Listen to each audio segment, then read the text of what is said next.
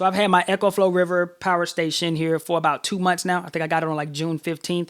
And I am already having some issues with it. And in this video, I want to give you guys the good news and the bad news, as well as kind of put you on notice as far as one of the warnings with this thing, all right? Coming up. So real quick, I just want to give you guys a backstory which will lead into what is going on with the EcoFlow. So the other day we was at the park, and I used this with the pitching machine for my son and his team because his coach asked could I bring it out.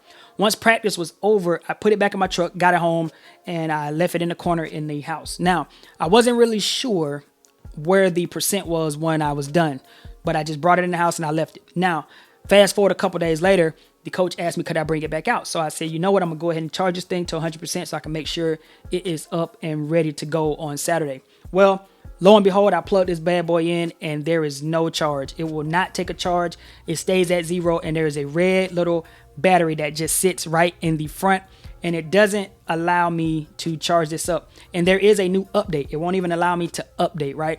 So my biggest thing that I started to notice is that when I plug it in, it wouldn't take a charge. It would cycle on and off, but I was able to still plug things into it and use it for pass-through power, which I thought was really, really weird, right? So searched around on YouTube. I only found one person on YouTube that was having this same exact issue.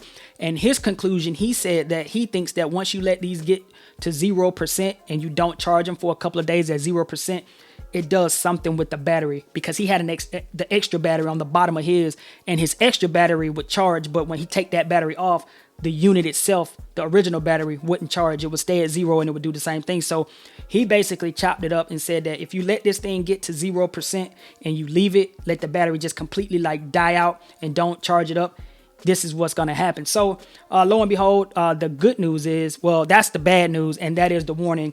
Do not let this thing get down to 0% because you may run into this issue. So that's a warning for you guys right there. And basically the bad news is that if you do that, it will not take a charge at all. It stays at 0% and it just goes on and off. However, the good news is I was able to get on the phone with EcoFlow because I put my little 2-year warranty in. I registered my device. And because I did that, I called them. They asked me to run through a few troubleshooting steps, which was just basically power cycling this thing a few times, unplugging it, making sure nothing was plugged into it. And in about 5 minutes, they told me it didn't work. They sent me an email because I had to send them a small video clip of what was happening on the screen so they can see it, like a 5 to 10 second video.